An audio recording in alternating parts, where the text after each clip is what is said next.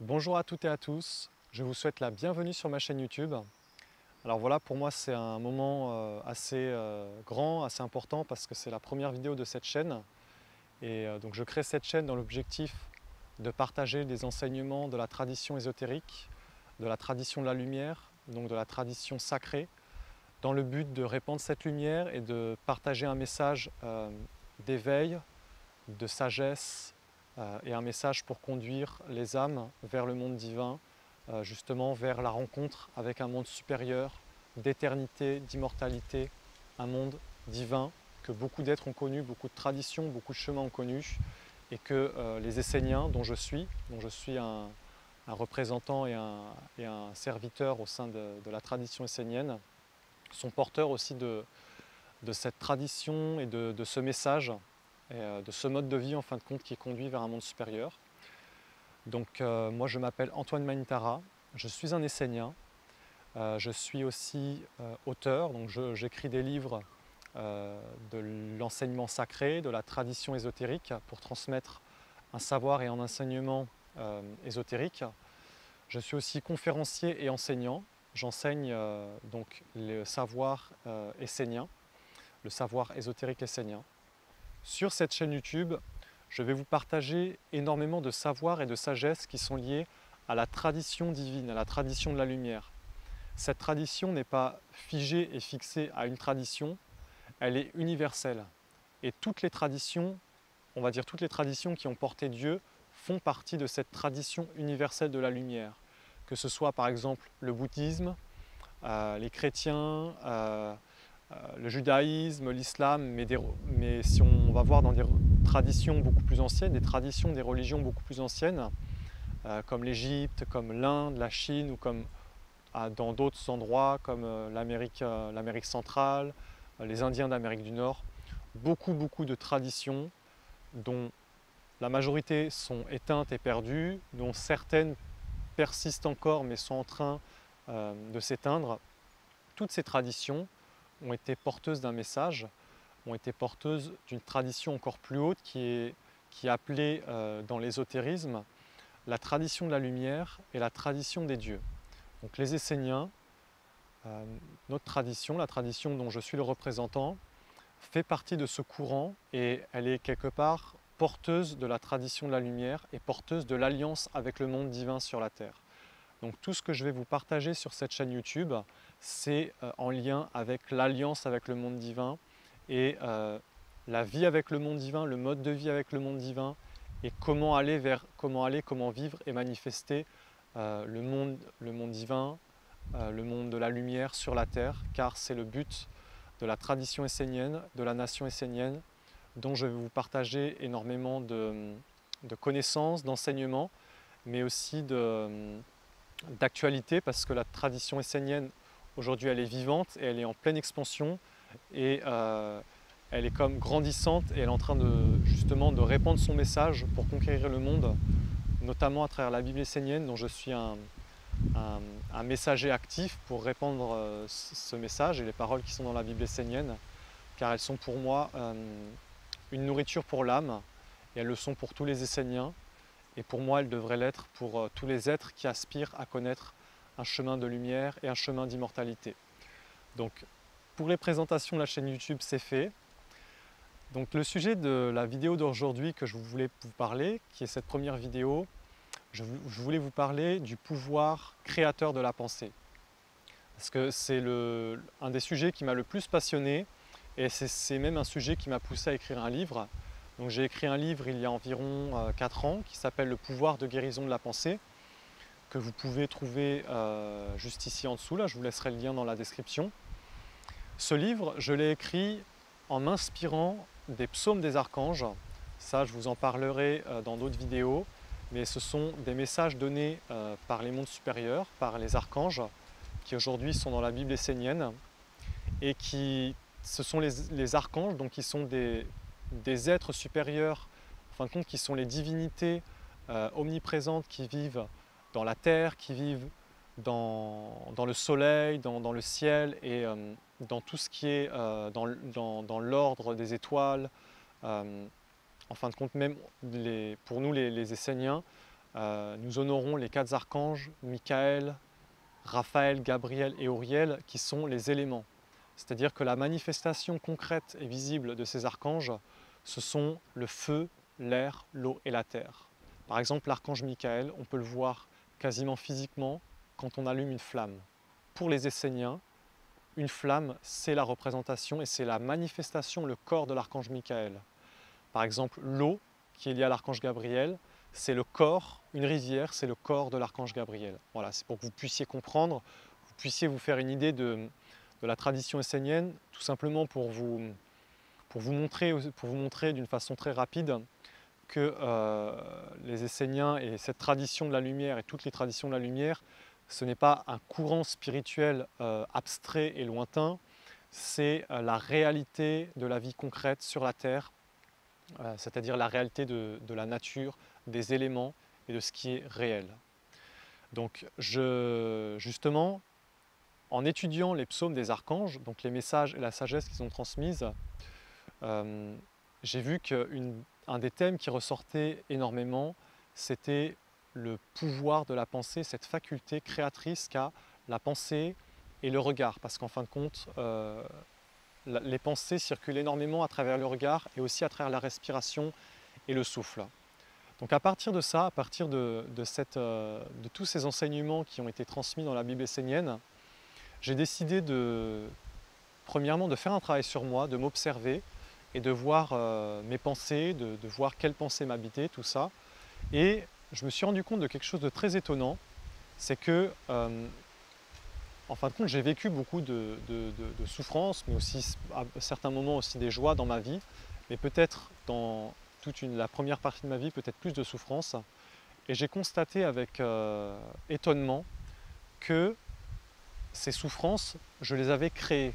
Et je les avais créées d'une façon très simple, par mes pensées et par ma vision, par mon regard sur le monde. Et c'est seulement en m'observant et en ayant accès à une sagesse supérieure, à une sagesse du monde divin, que j'ai pu comprendre cela et que j'ai pu du coup agir pour quelque part devenir créateur dans le bon sens, dans ce que, en fin de compte, tous les hommes et les femmes de la Terre attendent et veulent, recherchent. C'est le bonheur, la paix, la sérénité, mais aussi la bonté, la douceur, en fin de compte, toutes les vertus. Donc, au bout de peut-être 2-3 ans d'études, de travail sur moi, je me suis rendu compte que, en fin de compte, notre avenir, la destinée, quand on parle de la destinée, de l'avenir, que tout cela était en partie écrit parce qu'on vient sur la Terre avec un capital, avec une destinée, un karma qui est le nôtre et une mission à réaliser, mais qu'il y avait aussi une partie qui n'était pas écrite et que c'était à nous d'écrire et que cette partie-là, on pouvait l'écrire par l'éveil de la pensée consciente et par le choix, par la décision de choisir ses pensées, de choisir sa façon de regarder le monde et de choisir ce que l'on veut vivre. Parce que beaucoup de personnes pensent que la vie est une fatalité, que on est dans des situations, on est par exemple dans un cadre de vie, dans un pays, dans une atmosphère, et on doit subir la vie, on subit un système, on subit tout un tas de choses, ce qui en soi n'est pas réellement faux, mais ce qui en réalité est totalement faux.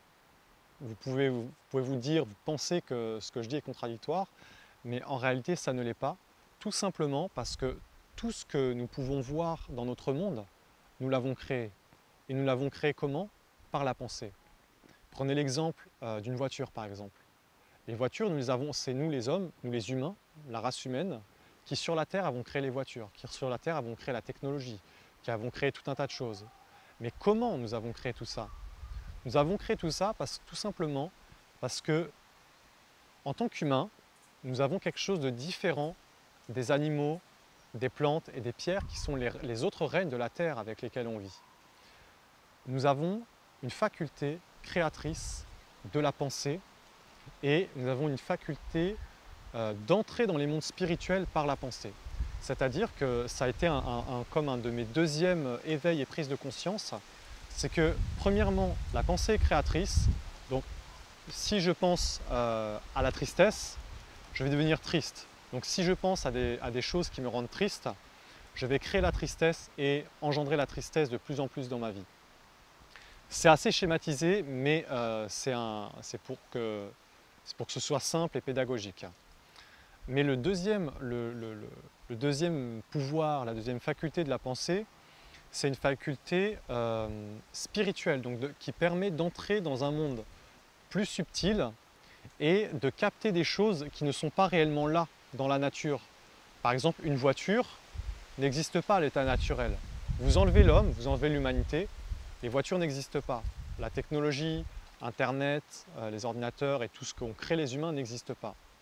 Mais tout cela, toutes ces créations, elles existent comme un potentiel dans des mondes spirituels dans lesquels les autres règnes de la création, comme les animaux, les plantes, les pierres, n'ont pas accès. Par contre, les humains, nous les humains, nous avons accès à ces mondes et nous avons une faculté, on va dire, créatrice dans ces mondes, mais surtout une faculté d'entrer dans ces mondes spirituels. Bon, je vous en parlerai sûrement dans une prochaine vidéo pour vous parler plus en profondeur de la constitution des mondes spirituels d'une façon ésotérique. Mais notre faculté de penser nous permet d'entrer dans ces mondes spirituels et donc d'engendrer des choses sur la Terre.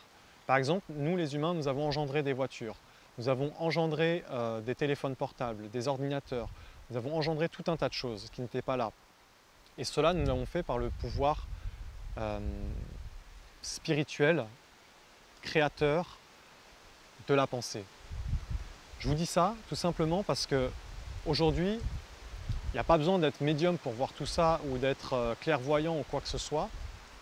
Nous, l'humanité tout entière, je dis nous parce que je m'inclus et j'inclus tout le monde là-dedans. Nous, les humains, nous avons créé le chaos, on peut dire. Nous avons créé les armes, nous avons créé la guerre, nous avons créé la destruction, les pesticides, tout un tas de choses en fin de compte qui sont entièrement destructeurs. Et aujourd'hui, quelque part, on s'en mord les doigts. Et on se mord les doigts tout simplement parce qu'on n'a pas été éduqué dans cette sagesse et dans cette connaissance que possède la tradition de la lumière, que possède la tradition ésotérique, qui est la connaissance des facultés intérieures de l'homme, notamment celle de la pensée. Alors l'homme a trois facultés qui sont principales, qui sont créatrices et qui sont les plus importantes à connaître et à maîtriser. Premièrement, la pensée qu'on peut situer dans la tête. Deuxièmement, le cœur qu'on peut situer au niveau du cœur, mais plutôt au niveau du plexus solaire, des poumons et de la respiration. Et la troisième, c'est la force de la volonté, donc qui est dans le ventre et qui est là la force de la détermination. Et on appelle ça, on a beaucoup d'expressions qui en parlent, on dit voilà, avoir les tripes, avoir du ventre, toutes ces choses. Donc ça, c'est le troisième centre créateur de la volonté. La particularité de la pensée, comme je vous le disais, c'est que la pensée permet d'entrer dans un monde subtil et donc d'avoir accès à un monde d'esprit qui peut être soit positif, soit négatif en fonction de ce que nous sommes. Et aujourd'hui, la grande découverte, quelque part, on pourrait dire, c'est que les humains, l'humanité dans son ensemble, nous avons été comme pas éduqués dans ce savoir et cette sagesse, donc du coup, comme naturellement nous avons accès au monde spirituel, nous n'avons pas eu le discernement de savoir si les mondes spirituels que nous rencontrons étaient des mondes positifs ou des mondes négatifs. C'est-à-dire des mondes qui vont amener le bien ou des mondes qui vont amener le mal. Et aujourd'hui, quelque part, mon étude sur la pensée et sur le pouvoir, la faculté créatrice de la pensée m'a amené à cette conclusion et à cette évidence que nous associons avec des forces ténébreuses parce que nous ne sommes pas éduqués et nous n'avons pas de discernement, nous n'avons pas d'éducation dans le côté spirituel et dans le côté plus subtil de notre être. Parce que la pensée, vous voyez, c'est très subtil, on peut presque ne pas ne pas l'apercevoir, c'est-à-dire qu'on l'aperçoit dans nos têtes, dans notre tête comme un... Pour beaucoup de gens, c'est quelque chose comme un flot qui coule sans cesse dans la tête, mais en réalité, la pensée, elle est beaucoup plus grande, elle est beaucoup plus large. Les pensées qui rentrent en nous, ce n'est qu'une petite partie de ce qu'est la pensée réellement, parce que la pensée, en réalité, c'est un monde en soi. Et bien sûr, on a bien souvent l'habitude de dire nos pensées, que ce sont nos pensées. Et cela, c'est encore une étape supérieure de mon cheminement et de ce qui m'a poussé à écrire un livre sur cette faculté vraiment étonnante et grandiose qu'est la pensée. C'est que nos pensées ne sont pas nos pensées. C'est-à-dire que je pense par exemple à la colère, je pense à faire du mal à quelqu'un, ce ne sont pas mes pensées. Ce sont des pensées qui viennent du monde spirituel, qui entrent en moi tout simplement parce qu'à ce moment-là, je suis dans une affinité et tout simplement parce que je n'ai pas la connaissance de savoir quelles pensées doivent entrer en moi et lesquelles ne doivent pas entrer en moi. Et ces pensées entrent parce que je les appelle et parce que je leur fais une place à l'intérieur de moi. Donc tout ça, ça en dit vraiment long sur la façon dont on doit vivre, la façon dont on doit être éduqué. Et donc ça m'amène vers une suite logique et une conclusion qui était que les pensées, et c'est ce que les archanges enseignent dans la Bible essénienne, dans les psaumes, dans leurs psaumes, dans les paroles qu'ils ont données, que les pensées, c'est comme la nutrition. On se nourrit de pensées. Donc si toute la journée, moi je vous partage ça, mais c'est vraiment, c'est du vécu, hein. Je vous donne des exemples simples pour que vous puissiez comprendre, mais c'est vraiment du vécu. Parce qu'à une certaine époque de ma vie, voilà, je ne vais pas vous le cacher, mais j'avais, quand j'étais plus jeune, des pensées suicidaires, des pensées sombres, des pensées noires. Et je pense que tout le monde en a eu à des moments de leur vie, tout ça. Et ces pensées ont créé un certain avenir, ont créé des souffrances et ont engendré quelque part des décisions, des attitudes, tout ça qui m'ont conduit vers un avenir encore plus de souffrance. Une fois que j'ai découvert cela et que j'ai pu comprendre cette sagesse, j'ai pu comprendre que la pensée est une nourriture. Il suffit de savoir comment se nourrir, de quelle pensée se nourrir, pour pouvoir inverser la tendance et pour pouvoir quelque part se purifier, se nettoyer et pour pouvoir créer un autre avenir. Vous voyez, la nourriture, quand on mange des fruits, des légumes, quand on mange de la nourriture, ça construit notre corps.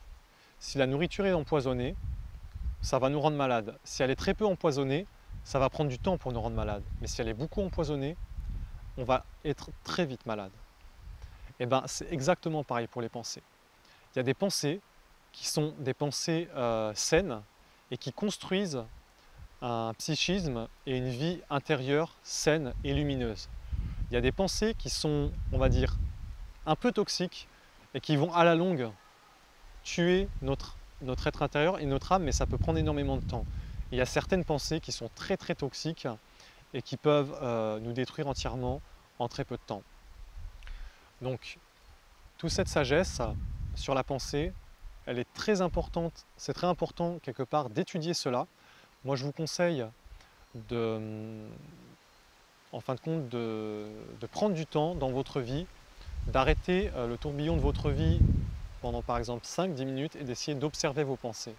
Ou même au cours d'une journée entière, essayez d'observer vos pensées. Essayez de voir quelles sont les pensées qui vous animent. Est-ce que ce sont des pensées lumineuses qui vous construisent? Est-ce que ce sont des pensées qui sont un peu toxiques? Ou est-ce que ce sont des pensées vraiment destructrices? Et à partir de là, essayez de prendre un peu de temps dans votre journée.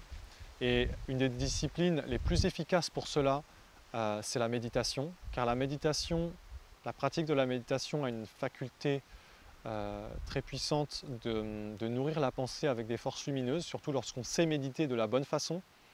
Donc je vous conseille de prendre du temps pour vous observer, pour vous regarder et pour nourrir des nouvelles pensées.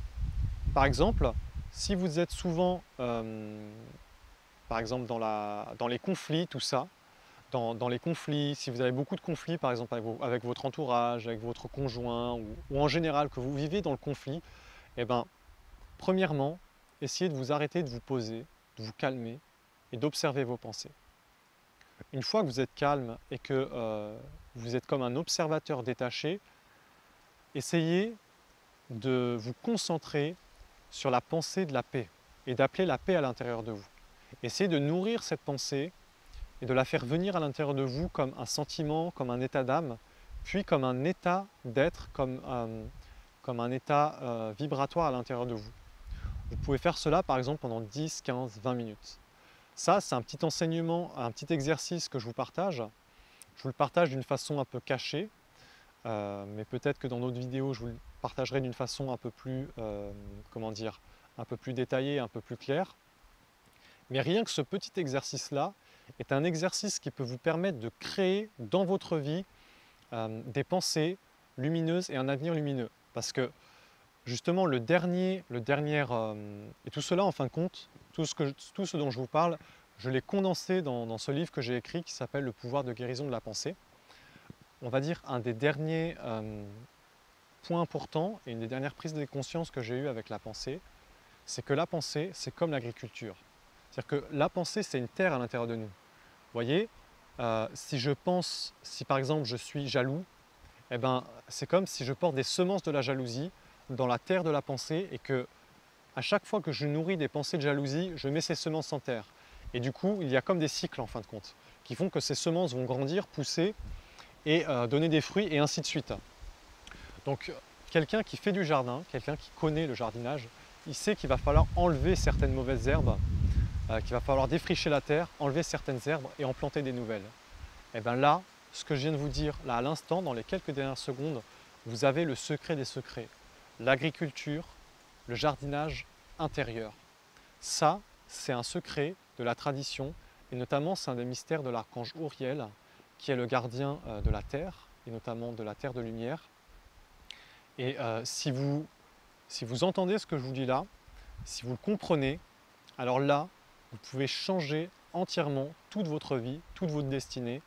Et peut-être vous pensez, moi-même je l'ai pensé quand j'étais jeune, je me suis dit, ma vie est pourrie.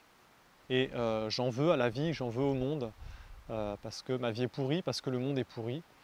Voilà, c'est des pensées qu'on peut avoir. Moi-même, moi je les ai eues quand j'étais jeune.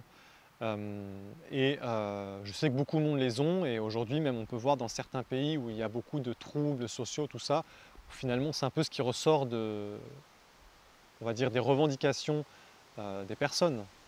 Finalement, si on écoute le fond, c'est un peu ça qui ressort. Mais la réalité, c'est que la vie n'est pas pourrie du tout et le monde n'est pas pourri du tout. C'est l'homme qui a été mal éduqué et qui n'était pas dans la connaissance et dans le savoir de ces lois primordiales de la pensée, donc des pensées qui vivent en nous, de la nutrition de la pensée et de l'agriculture. Prenez l'exemple d'un parent avec son enfant. Eh ben, le parent va agir comme un jardinier et l'enfant va être comme une terre qui reçoit des pensées. Un enfant qui vient au monde, on peut dire que c'est comme une terre vierge, bien qu'il ait lui-même un karma, une destinée et des influences qui lui sont individuelles, il vient quand même dans une espèce de neutralité et de virginité. Et selon la fécondation qu'on va lui donner, c'est-à-dire selon les pensées, selon les concepts, selon les idées qu'on va lui donner, lui transmettre, il ne va pas du tout vivre de la même façon, il ne va pas penser, il ne va pas faire les mêmes choix et il ne va pas, excusez-moi pour le petit mouvement, il ne va pas avoir la même vie en fonction des pensées.